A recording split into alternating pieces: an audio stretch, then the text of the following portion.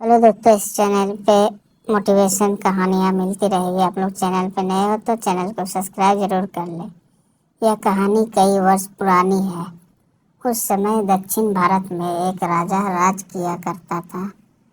राजा के बिस्तर में मंद्री सर्पिनी नाम की एक जू रहा करती थी, लेकिन इस बारे में राजा को कोई जानकारी नहीं थी। हर रात जब राजा गहरी नींद में सो जाता तो जू अपने सर से बाहर निकलती, बड़े चाव से पेट भरकर राजा का खून चूसती और दोबारा जाकर छिप जाती।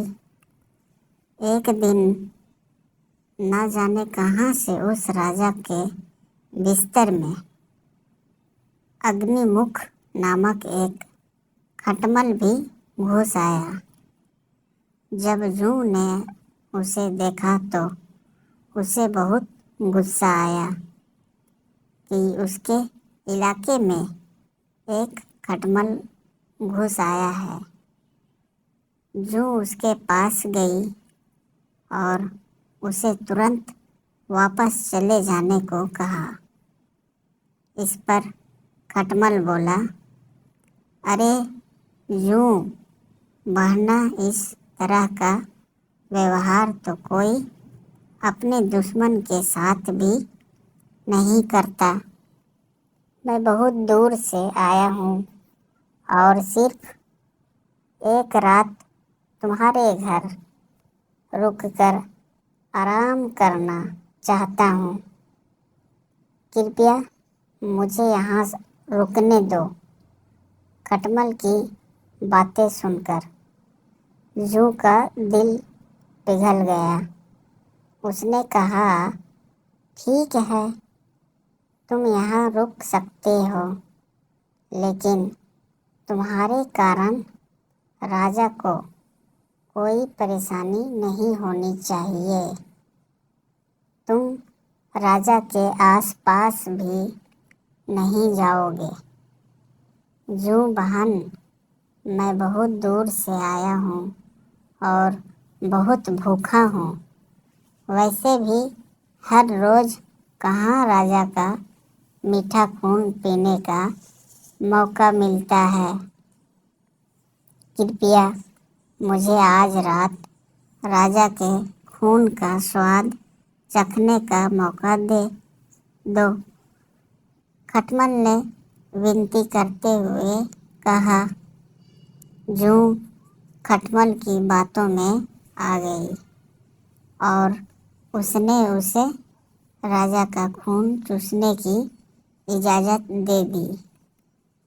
ठीक है, तुम राजा के खून का भोजन कर सकते हो, लेकिन उससे पहले तुम्हें राजा के गहरी नींद में सो जाने का इंतज़ार करना होगा। जब तक राजा पूरी तरह सो नहीं जाता, तब तक तुम उसे नहीं काट सकते। जू ने कहा। इस पर खटमल ने हाँ कर दिया और दोनों रात होने का इंतज़ार करने लगे।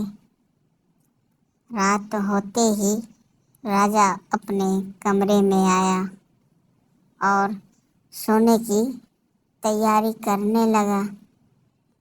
राजा का शरीर बहुत तंदुरुस्त था और उसकी तोंद बहुत मोटी थी। यह देखकर खटमल के मुंह में पानी आ गया। जैसे ही राजा बिस्तर पर आकर लेटा, खटमल ने ना आव देखा ना ताव और सीधे जाकर राजा की मोटी तोंद पर जोर से काट लिया और फिर दौड़कर पलंग के नीचे छिप गया। राजा दर्द के मारे चीख उठा और तुरंत अपने सिपाहियों को कमरे में बुला लिया। राजा ने सिपाहियों को आदेश दिया, सिपाहियों, इस बिस्तर में जरूर कोई खटमल या जूं है, उसे तुरंत ढूंढो और मार डालो। राजा के सिपाहियों ने बिस्तर पर ढूंढना शुरू कर दिया तो उन्हें बिस्तर में छिपी जूं मिल गई। उन्होंने तुरंत उस जूं को मार डाला और खटमल बच निकला। इस प्रकार खटमल की गलती के कारण बेचारी जूं मारी गई। कहानी से सीख।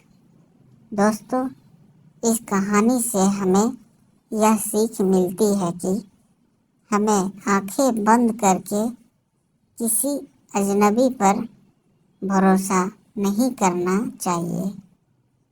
तो दोस्तों, ये खटमल और जूं की कहानी आप लोगों को कैसी लगी हमें कमेंट कर ज़रूर बताएं।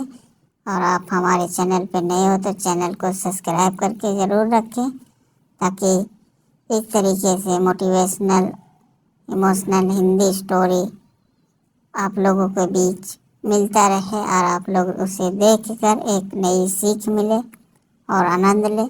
वीडियो देखने के लिए